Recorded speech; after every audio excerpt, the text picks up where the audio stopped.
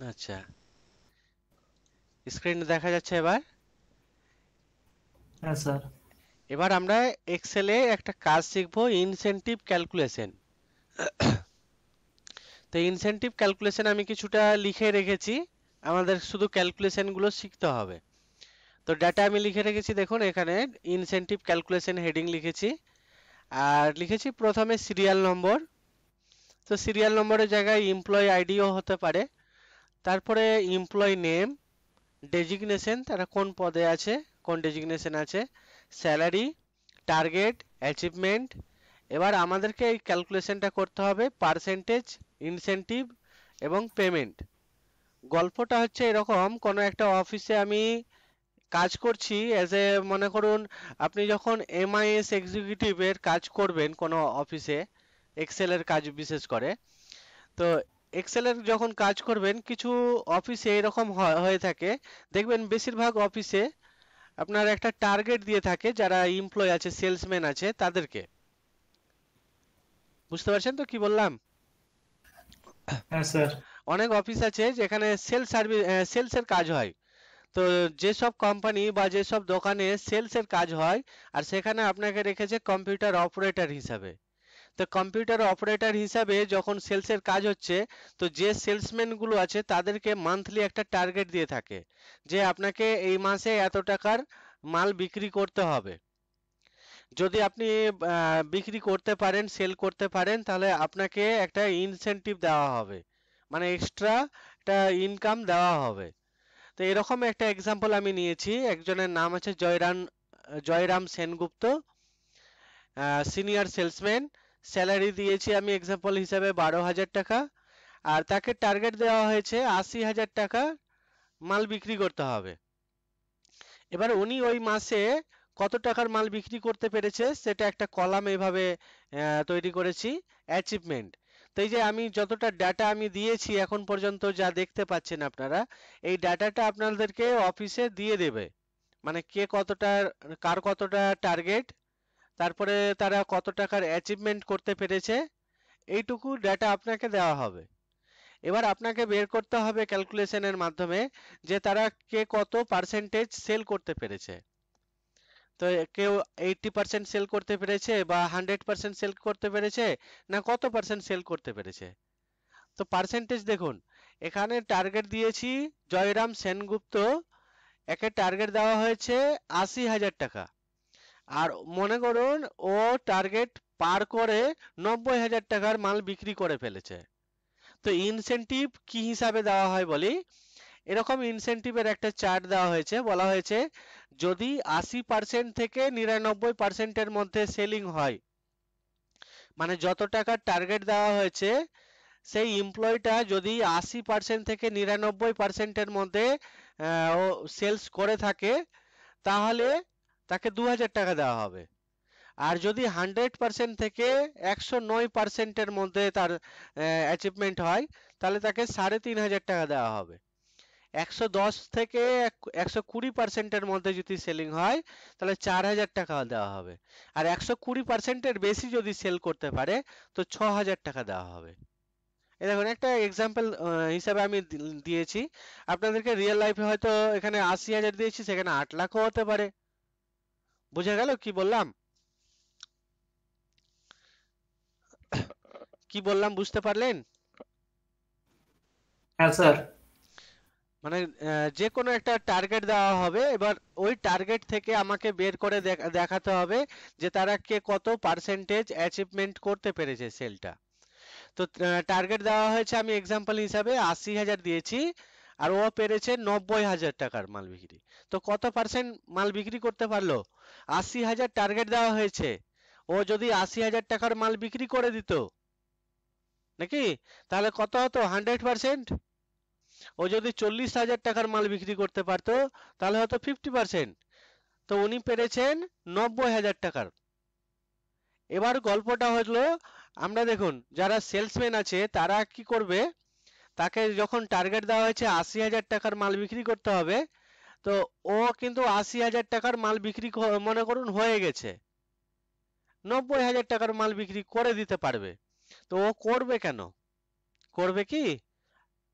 একটা কাউকে যদি আমি টার্গেট দিই যে আপনাকে ৮০,০০০ টাকার বা মনে করুন আপনাকে দিলাম ২,০০,০০০ টাকার মাল বিক্রি করতে হবে, তা আপনি মনে করুন এক মাসে ধরুন ২০ দিনের মধ্যে আপনি ২,০০,০০০ টাকার মাল বিক্রি করে দিয়েছেন, আরো হাতে ১০ দিন আছে, আপনি কি আর মাল বিক্রি করবেন?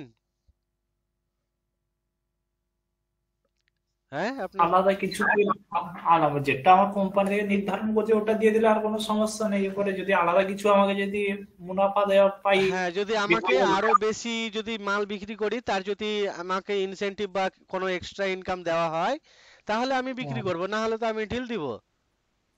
এবার আমাকে যদি বলা হয় না ওটাই বলছি। ডিউটি তো করতেই হবে, তো ডিউটি করব কিন্তু মাল বিক্রি হলেও ভালো না হলেও ভালো, আমি তো অতটা এফোর্ট দিয়ে আমি আর সেল করব না টার্গেট পূরণ হয়ে গেলে। ঠিক তো এই জন্য ঠিক। কোম্পানিরা কি করে, যা স্যালারি তো দিবে, স্যালারির পাশাপাশি টার্গেট দেওয়া হয়। এবার যারা সেলসম্যানের কাজ করে তারা কিন্তু টার্গেটের জন্যই কাজ করে, টার্গেট যে কোনো হালে অ্যাচিভমেন্ট করা দরকার। তো এখানে যে টার্গেটটা দেওয়া হয়েছে এই টার্গেটের অনুযায়ী আমরা ক্যালকুলেশনটা শিখবো। দেখুন আমি কিভাবে পার্সেন্টেজ বের করছি। তো পার্সেন্টেজ আমি এর আগে মার্কশিট তৈরি করার সময় দেখিয়েছিলাম যে কত পার্সেন্টেজ নম্বর পেয়েছে, আশা করি মনে আছে আপনাদের। এবার এখানেও সেম জিনিসটাই মনে করুন, এটা টার্গেট মানে কত মার্কের পরীক্ষা। তা আমি যেমন এখানে মার্কশিটে কত দেখিয়েছিলাম, ৮০ মার্কের পরীক্ষা, ওটা হচ্ছে টার্গেট। এবার ৮০-র মধ্যেই পেয়েছে মনে করুন ৪০, তাহলে কত পার্সেন্ট নম্বর পেলো, 50%, তাই তো? ৮০ হ্যাঁ স্যার। ৮০-র মধ্যে ৪০ পেয়েছে মানে 50% নম্বর পেলো। যদি ৮০-র মধ্যে ৬০ পাই তাহলে কত, 75% নম্বর পেলো। তো টার্গেটটা হচ্ছে মানে কত কতর মধ্যে পরীক্ষা মনে করুন, আর কত নম্বর পেয়েছে সেটা হচ্ছে অ্যাচিভমেন্ট। এবার বলুন পার্সেন্টেজ কিভাবে বের করব, কিভাবে বের করবেন? মার্কশিট শিখেছেন, এই নলেজেই বলুন।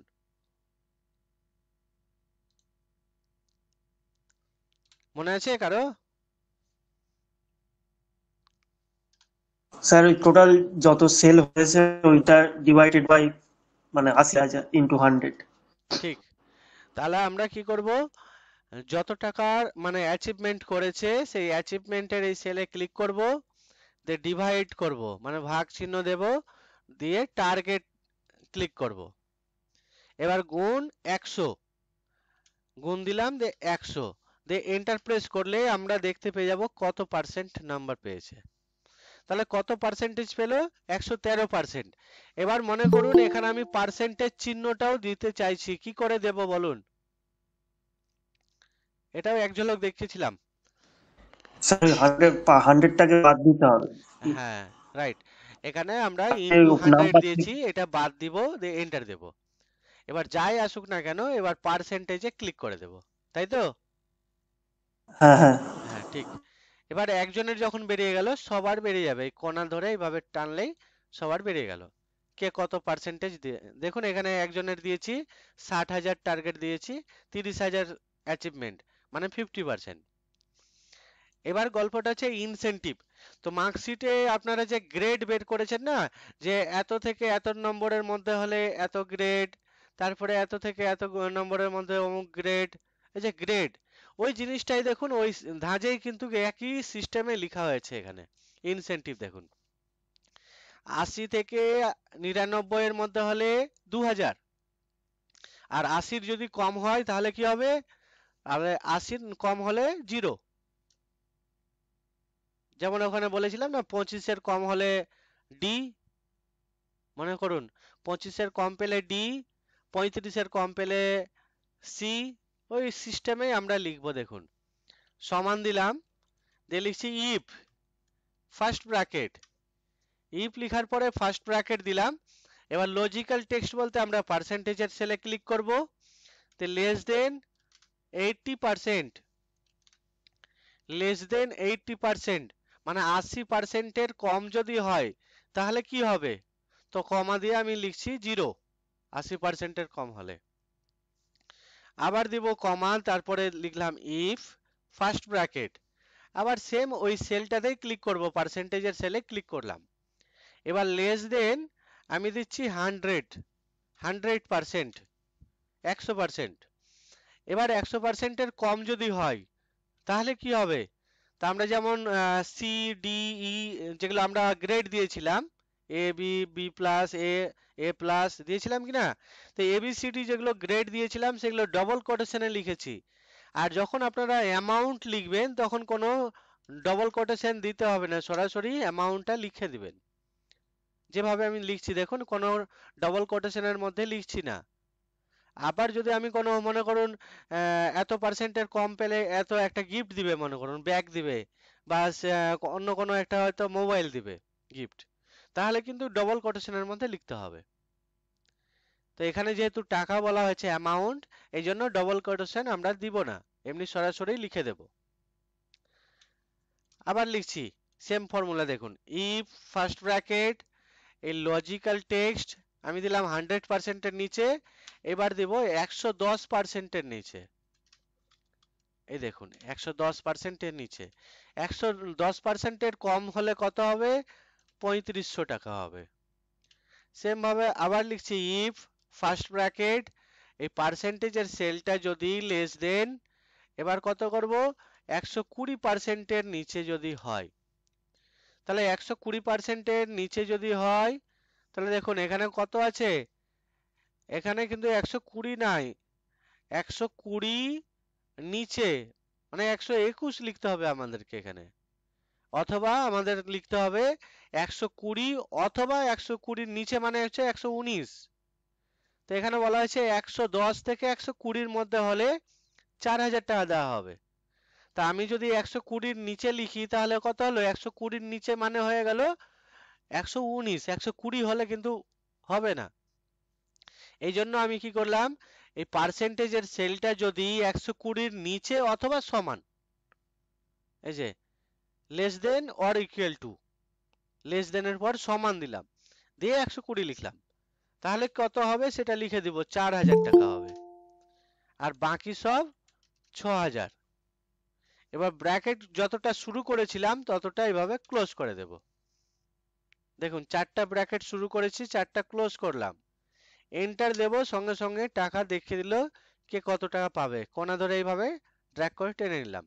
দেখুন এ কত পেরেছে? 1 লক্ষ টাকা টার্গেট ছিল শিশির মাথুর, 1 লক্ষ টাকা টার্গেট দিয়েছিলাম, অ্যাচিভমেন্ট পেরেছে 78,000 টাকার মাল বিক্রি করতে পেরেছে। তাহলে কত পার্সেন্ট হলো? 78%, 78%, তাহলে ও 80%-এর নিচে হচ্ছে, এই জন্য 0।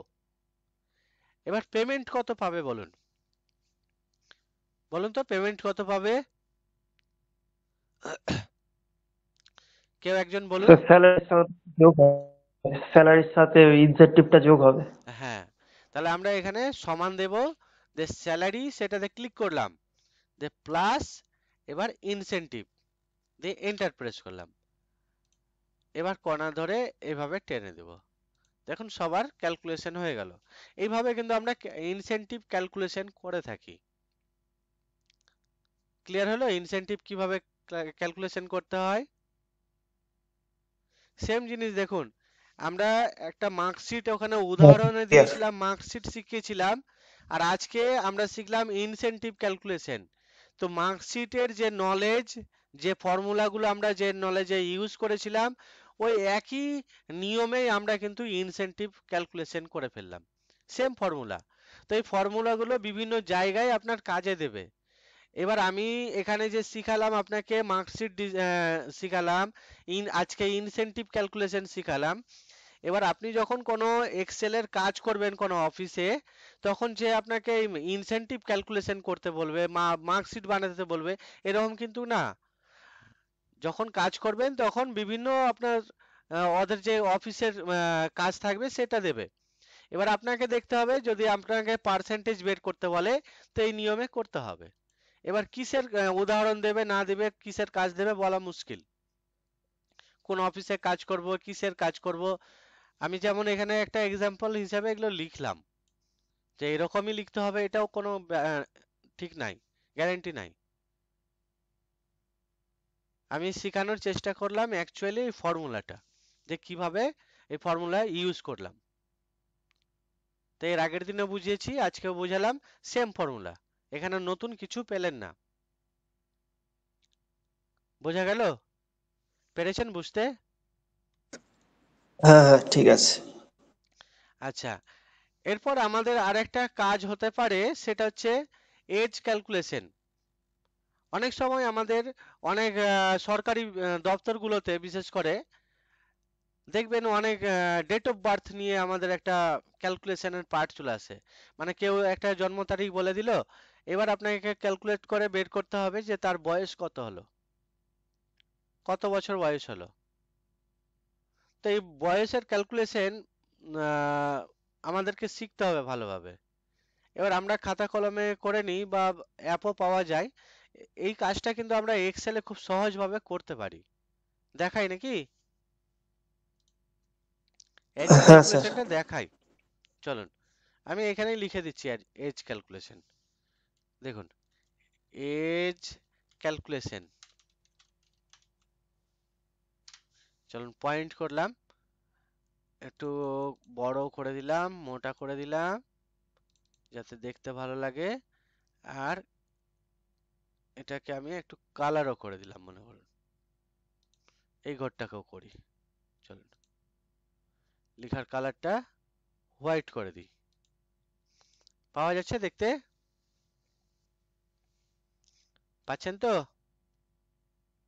হ্যাঁ হ্যাঁ। আচ্ছা, এবার এখানে কিভাবে কাজ করবেন দেখুন।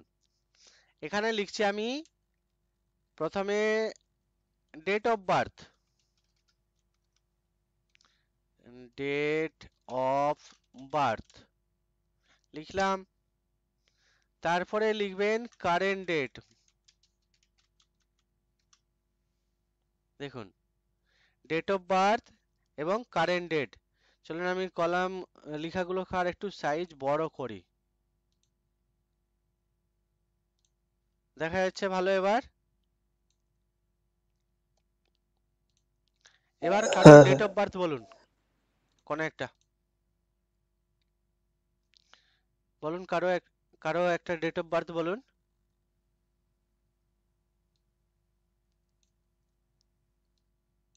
কত? 11/12/98। 11/12/1998 লিখলাম। এই দেখুন এন্টার প্রেস করলাম। এবার কারেন্ট ডেট। এবার কারেন্ট ডেটটা অনেক সময় হয় কি, যা আজকের ডেট থেকেই আপনাকে হয়তো ক্যালকুলেশন করতে বলছে। কোনো কোনো ক্ষেত্রে বলবে যে 1/1/2025, মানে 1 জানুয়ারি অনুযায়ী কত বছর হলো। তো যে ডেটটা বলবে এখানে ডেটটা লিখে দিবেন। তো আজকের ডেট যদি আমরা ক্যালকুলেট করতে চাই, তো আমরা একটা ফর্মুলাও জানি। আপনি সরাসরি লিখতেও পারবেন 15/1/2025, অথবা এইভাবে ফর্মুলা লিখবেন TODAY, the first bracket bracket close enter, তাহলেই চলে আসবে। আর সরাসরি আপনি লিখতেও পারবেন, লিখলেও হবে বা ফর্মুলা মেরেও করতে পারেন।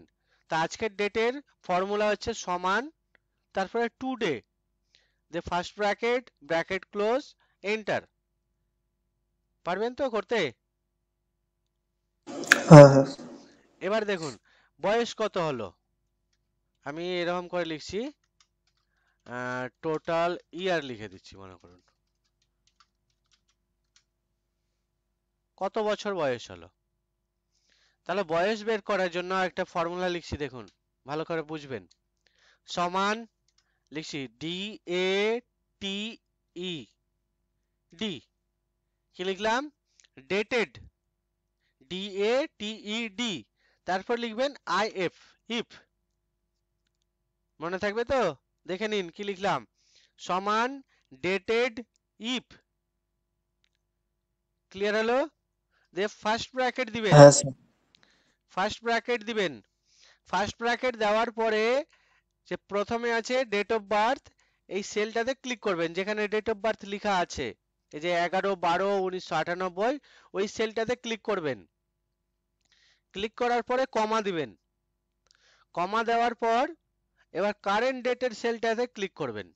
এই যে কারেন্ট ডেট, তো এই সেলটাতে ক্লিক করলাম, মানে ওই সেলটার নাম C20। দেখুন এতটা পারলেন বুঝতে? কি করলাম, সমান দেওয়ার পর ডেটেড ইফ, তারপরে কি করলাম বুঝতে পারলেন তো? প্রথমে কি কি দিলাম বলুন? Date of বার্থটা।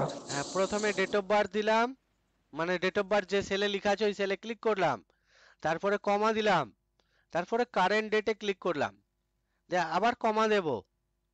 এবার ডবল কোটেশনের মধ্যে ওয়াই প্রেস করবেন, ওয়াই লিখবেন।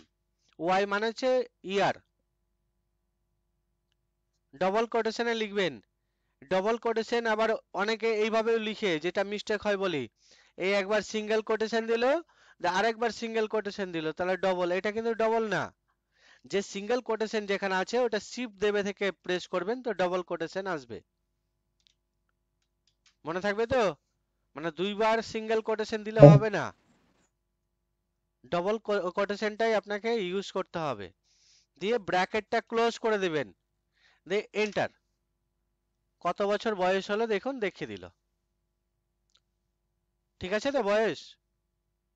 হ্যাঁ স্যার। এবার দেখুন আমি মান্থ বের করছি, মান্থ, টোটাল মান্থ। চলুন এখানে এসটা দিয়ে দিই। তাহলে মাস বের করছি, তার জন্য দেখুন same formula, dated if first bracket, এবার আমরা ডেট অফ বার্থে ক্লিক করলাম, কমা দিলাম, কারেন্ট ডেটে ক্লিক করলাম, আবার কমা দিলাম। এবার ডবল কোটেশনের মধ্যে আমরা কি লিখবো বলুন? একটা আইডিয়াতে বলুন তো কি লিখা উচিত? এম লিখবো। এম লিখবো, মানে ওয়াই লিখেছিলাম ইয়ারের জন্য, মান্থের জন্য এম লিখলাম। এই দেখুন, এবার এন্টার প্রেস করলাম। কত মাস হলো? 313 মাস বয়স হলো, মানে টোটাল মান্থ আসলো। এবার লিখছি আমি টোটাল ডেজ। টোটাল ডেজ বের করব, কি লিখবো তাহলে? এই দেখুন date of birth comma current date comma double কোটেশনে কি লেখা উচিত তাহলে বলুন? ডি। ডি। সেম ভাবে টোটাল কত দিন বয়স হলো? 9532 দিন বয়স হলো। এবার আমাদের তো এরকম দরকার হয় না, 313 দিন 13 মাস এরকম দরকার হয় কি? আমাদের কেমন দরকার হয়? আমাদের দরকার হয় 26 বছর কত মাস হলো, তাই না? 26 হ্যাঁ বছর হ্যাঁ কত মাস কত দিন হলো, এরকম দরকার হয় আমাদের। তো ওই রকম ভাবে যদি বের করতে চান তাহলে কিভাবে বের করবেন বলি, দেখুন আমি বলে দিচ্ছি। 26 বছর কত মাস কত দিন, নাকি? হ্যাঁ। আচ্ছা, তো এটা বের করার জন্য এখানে লিখে দেখাচ্ছি। চলুন আমি মান্থ লিখছি, এ দেখুন এবার করছি। DATEDIF, dated if first bracket, date of বার্থে ক্লিক করলাম, কমা দিলাম, কারেন্ট ডেটে ক্লিক করলাম, দিয়ে আবার কমা দিলাম। এবার ডবল কোটেশনে মাস বের করার জন্য কি লিখেছিলাম বলুন তো? এম দিয়েছিল। এম লিখেছিলাম। এবার আমরা এম লিখলে কি হয়েছিল? 313 মাস হয়েছিল। কিন্তু আমরা চাইছি ইয়ার থেকে মাসটাকে, যত মাস হবে সেটা থেকে ইয়ার বাদ হয়ে যাবে, মানে ইয়ার বাদ দিয়ে যেটুকু কুট হবে সেটা হচ্ছে মাস। তো আমরা এখানে লিখব ওয়াই এম। দেখুন কি করলাম, আগে ওয়াই লিখলাম ইয়ার, তারপরে মান্থ লিখলাম, মানে ওয়াই এম লিখলাম। দেখুন মনে থাকবে কিনা? থাকবে মনে? হ্যাঁ স্যার। ওয়াই এম, তারপরে এন্টার প্রেস করবেন। দেখুন তাহলে কত হলো? 26 বছর 1 মাস হলো। কত দিন হবে তাহলে এটা বের করছি, দেখুন সমান dated if first bracket, date of বার্থে ক্লিক করলাম, কমা কারেন্ট ডেটে ক্লিক করলাম। এবার ডবল কোটেশনের মধ্যে লিখছি আমি, কি লিখবো? এবার মাসের পরে দিন বের করব, মানে মাস লিখলাম, তারপরে দিন, এম ডি, দেখে নিন এম ডি, ঠিক আছে। মানে মাস থেকে যেটা কুট হবে সেটা হবে দিন। এই দেখুন, ডবল কোটেশন ক্লোজ করে ব্র্যাকেট ক্লোজ, এবার এন্টার। তো 26 বছর 1 মাস 4 দিন। ক্লিয়ার হলো? হ্যাঁ স্যার। এবার আপনি যদি এরকম চান যে আমি এরকম কিছু করব না, আমি সরাসরি এই জায়গাতে লিখতে চাইছি, হয়তো মনে করুন এগুলো আমি কিছু করব না, এটা আমি ডিলিট করে দিলাম, আমি সরাসরি এখানে দেখতে চাইছি কত বছর কত মাস কত দিন হলো। হ্যাঁ, হতে পারে, দেখাবো। তাহলে তিনটেকে একসাথে কম্বাইন করতে হবে। হ্যাঁ, আর এটাও মনে করুন এই কারেন্ট ডেটও মনে করুন নাই, এরকম কিছু লেখা আছে, শুধু ডেট অফ বার্থ লেখা আছে আর ডেট অফ বার্থটা মনে করুন এখানে লেখা আছে, এরকম হয়তো এই যে নাম আছে এখানে, বাবার নাম আছে, জন্ম তারিখ আছে, এইভাবে কিছু ডাটা এন্ট্রি করছেন। তো ডাটা এন্ট্রি করার সময় ডেট অফ বার্থ লেখা আছে আর তার নিচে তারিখটা লেখা আছে। এবার আমাকে এখানে এজ বের করতে বলা হলো। ওই যে কারেন্ট এটা যে ভ্যালুটা দিচ্ছিলাম ওই জায়গায় টুডে বলে লিখতে হবে তার মানে। হ্যাঁ হ্যাঁ হ্যাঁ, তাহলে যেখানে আমরা এ দিয়েছিলাম সেখানে টুডে লিখে দিব। চলুন এটাকে একটু বড় করে দিই। চলুন এবার দেখুন আমি করে দেখাচ্ছি। সমান দিলাম, দিয়ে লিখছি আমি ডেটেড ইফ, দিয়ে ফার্স্ট ব্র্যাকেট, ভালো করে বুঝবেন, দিয়ে ডেট অফ বার্থে ক্লিক করলাম, দিয়ে কমা, আর কারেন্ট ডেট দেওয়ার জন্য আমরা কি করব, টুডে লিখে দেব, দিয়ে ফার্স্ট ব্র্যাকেট ব্র্যাকেট ক্লোজ, দিয়ে এন্টার। আর যদি আপনার টুডে যদি না হয়, যদি বলা হয় 1/1/2025 এই অনুযায়ী ডেট অফ বার্থ ক্যালকুলেশন করতে হবে, তাহলে কিন্তু উপায় নাই, তাহলে লিখতেই হবে। হ্যাঁ, হ্যাঁ হ্যাঁ, তখন তাহলে আলাদা জায়গায় আপনাকে লিখে অন্য রাখতে কোনো হবে। সেলে লিখতেই হবে। শুধুমাত্র টুডে যদি এরকম হয় তাহলেই এটা ফর্মুলা কাজ করবে। আচ্ছা, তারপরে আমরা কি লিখেছিলাম, ডবল কোটেশনে ওয়াই লিখেছি তাই তো, দিয়ে ব্র্যাকেট হ্যাঁ ক্লোজ, হ্যাঁ তাহলে কি বেরিয়েছিল, ইয়ার বেরিয়েছিল। এবার এর সাথে সাথে আমি ইয়ার কথাটা ওটাকে অ্যাড করে দিতে চাইছি, ইয়ার কথাটাকে। তো দেখুন আমি অ্যাড করছি কিভাবে, ইয়ার কথা অ্যাড করার জন্য আমি এইভাবে এন্ড দিয়ে দিব,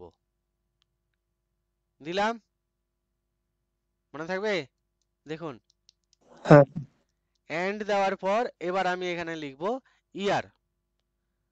হ্যাঁ, তো ইয়ার লিখছি দেখুন, আমি যদি এখানে ইয়ার লিখি তো ডবল কোটেশন যদি দিই আমরা, দিয়ে ইয়ার লিখে দিচ্ছি ওয়াই ই এ আর, ভুল হলো, আচ্ছা ওয়াই ই এ আর, এই দেখুন ইয়ার লিখলাম, কোথায় লিখলাম, ডবল কোটেশনের মধ্যে লিখলাম।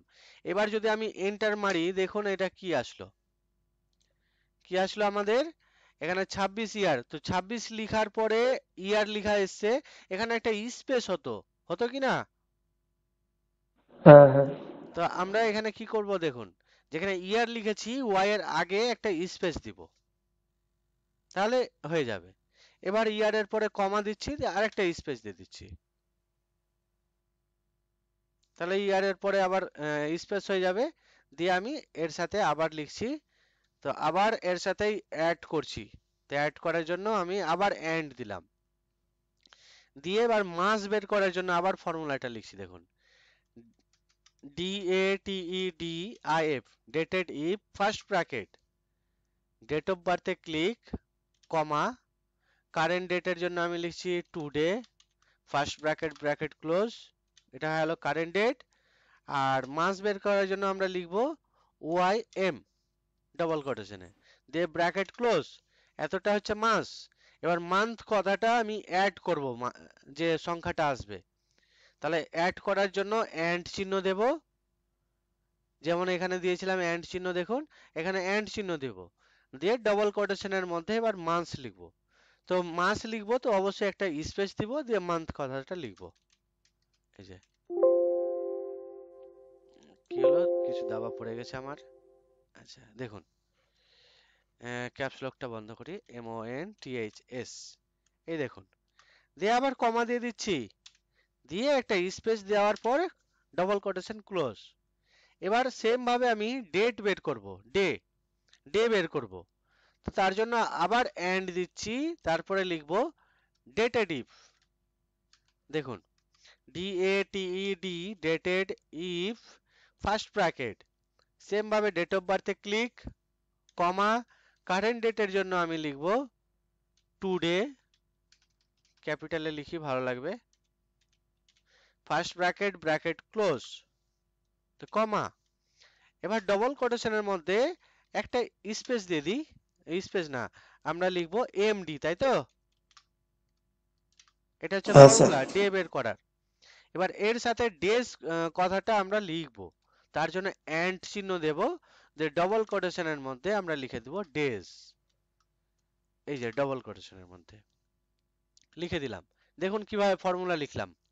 ফর্মুলা হয়তো দেখতে জটিল লাগে, অনেক বড় যদি মনে হবে যে কি কি লিখলাম এতটা, ভালো করে মনোযোগ দিয়ে দেখলে কিন্তু একই জিনিস আমি বারবার লিখলাম, ওই একই কথা লিখলাম, একটু ধ্যান দিয়ে দেখতে হবে ফর্মুলাটা। এবার এন্টার মারছি, দেখুন কোথায় হলো, আচ্ছা এমডি, এখানে ডবল কোটেশন দিয়ে দিয়েছি, এই দেখুন টুডের আগে। আচ্ছা চলুন, তো এখানে যখন দেখুন এখানে কি এলো, 26 বছর 1 মাস 4 দিন, কত সুন্দরভাবে কিন্তু দেখিয়ে দিল। এবার আমি যদি মনে করুন কারো জন্ম হয়েছে 12/5/2003 দিয়ে দেখাচ্ছি, দেখুন 12/5/2003। এবার যখন আমি এন্টার প্রেস করব, সঙ্গে সঙ্গে দেখুন কত বছর কত মাস কত দিন হয়ে গেল দেখিয়ে দিল, 21 বছর 8 মাস 3 দিন। ডেট লিখবো, অটোমেটিক কত বছর কত মাস কত দিন দেখিয়ে দিবে। ক্লিয়ার হলো ব্যাপারটা? হ্যাঁ স্যার, ঠিক আছে। তো এই এজ ক্যালকুলেশন যেটা দেখালাম এটা প্র্যাকটিস করবেন, আর ইনসেনটিভ ক্যালকুলেশনটা প্র্যাকটিস করবেন। ঠিক আছে।